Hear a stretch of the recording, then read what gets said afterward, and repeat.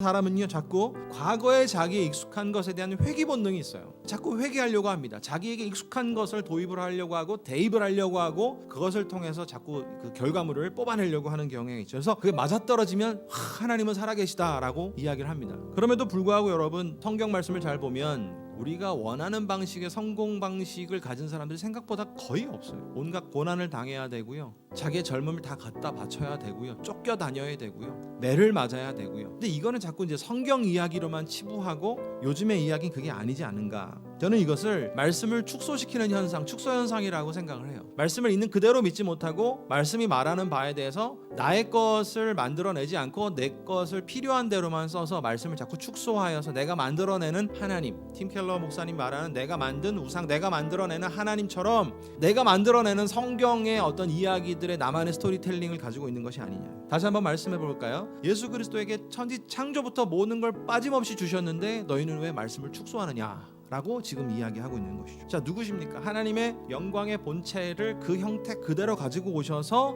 그 다음이 중요한 거죠. 성부 하나님은 하시지 않은 성자 하나님이 하신 일은 죽으셨다는 거예요. 하나님이 죽었다, 존귀하신 분이 죽었다, 극도로 모순된 일이죠. 이 모순을 행하신 거예요. 왜 하셨을까요? 하나님은 스스로 말씀 안에 자신을 가두고 계시기 때문입니다. 이미 옛 언약 때부터 다시 오실 예수 그리스도를 말씀하셨고 그 예수 그리스도가 나무에 달려 저주받은 자로 죽기까지 이미 말씀하셨기 때문에 희생하심으로써, 즉 우리를 위해 십자가에 죽으심으로써 스스로 그 승귀의 자리에 이루셨다라고 하는 것을 말씀하고 있는 겁니다.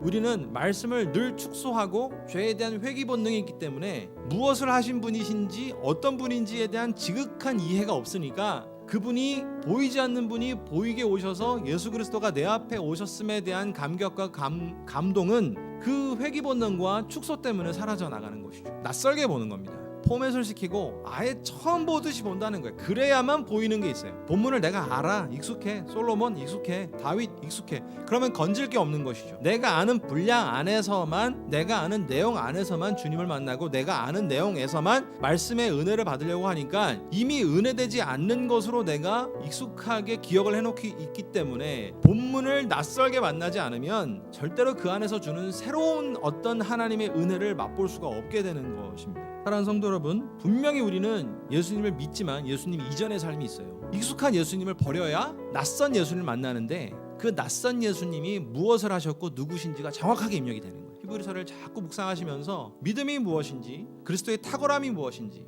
하나님께서 예수님을 통해 무엇을 하셨는지, 그리고 하나님께서 이 땅에 보내주신 보여질 필요가 없는 비가시적 존재가 보여지는 가시적 존재로 왜 오셔서 우리 가운데 이런 은혜를 주셨는지, 그분이 누구이길래 라고 하는 우리의 분명한 예수 그리스도에 대한 낯선 긍정적 인식이 필요한 것입니다.